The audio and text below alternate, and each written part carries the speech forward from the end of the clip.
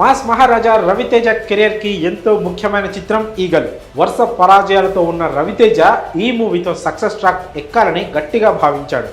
మరి ఇన్ని అంచనాల మధ్య ప్రేక్షకుల ముందుకొచ్చిన ఈగల్ మూవీ ఎలా ఉందో ఈ రివ్యూ ద్వారా తెలుసుకుందాం. కథ విషయానికి వస్తే సహదేవ వర్మ జై మదనపల్లిలో ఓ కాటన్ ఫ్యాక్టరీని నడిపిస్తూ ఉంటారు.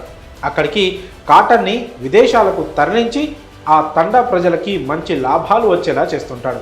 మరోవైపు దేశంలో జరిగే అక్రమ ఆయుధాల సరఫరాని ఈగల్ ముఠా అడ్డుకుంటూ ఆ ఆయుధాలను సొంతం చేసుకుంటూ ఉంటుంది. అలా మిస్ అయిన ఆయుధాలన్నీ సహదేవ వర్మ ఫ్యాక్టరీకి చేరుకుంటూ ఉంటాయి. అసలు సహదేవ వర్మకి ఈ ఆయుధాలకి ఉన్న లింక్ ఏంటి? అసలు సహదేవ్ వర్మ ఈగల్ మధ్య లింక్ ఏంటి? 12 దేశాలు వెతుకుతున్న ఈగల్కి ఈ కాటన్ ఫ్యాక్టరీతో ఉన్న సంబంధం ఏంటి? ఈ మొత్తం కథని ప్రజలకి తెలియచేయాలి అనుకున్న నళిని ఎవరు? ఇలాంటి అన్ని ప్రశ్నలకి సమాధానమే ఈగల్ కథ.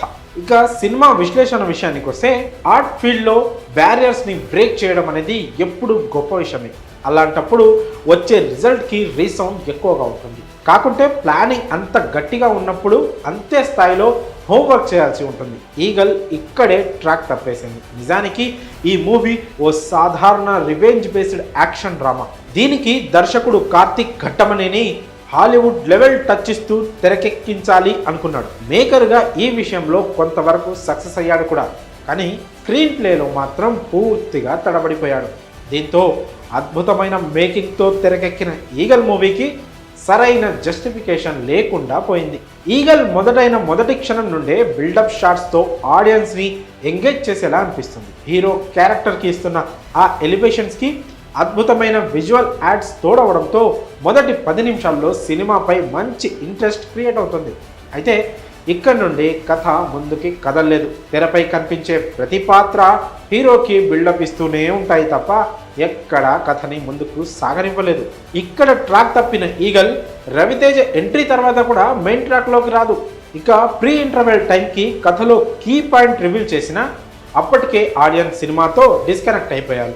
కాకుంటే మంచి విజువల్స్ మాత్రం కాస్త ఉపశమనం కలిగిస్తాయి. ఈగల్ సెకండ్ హాఫ్ కూడా రొటీన్ టర్న్ తీసుకోవడంతో రవితేజ కెరియర్లో మరో డిజాస్టర్ దిశగా ఈ సినిమా సాగుతుందా అన్న అనుమానం కలగకమానదు. అయితే హీరోయిన్ ఎంట్రీ తర్వాత కథలో ఎమోషన్ క్యారీ అవుతుంది. అలా అని వీరి లవ్ ట్రాక్ అంత అద్భుతంగా ఏమీ ఉండదు. హీరో జర్నీకి ఉన్న పర్పస్ అప్పటికి కానీ ఆడియన్స్కి అర్థం కాదు అన్నమాట. ఇక్కడ నుండి ఈ మూవీ టీం అంతా అద్భుతం చేసింది. అప్పటి వరకు నిద్రపోయినట్టు అనిపించే బ్యాక్గ్రౌండ్ స్కోర్లో మెరుపులు కనిపిస్తాయి. కథలో వేగం ఊపందుకుంటుంది. విజిల్స్ వేసేలా హీరో మెసేజ్ ఉంటుంది. కథలో ఎన్ని లేయర్స్ పెట్టుకొని దర్శకుడు ఎందుకు ఇంత ఆలస్యం చేశాడు అన్న కోపం కూడా ఆడియన్స్లో వస్తుంది.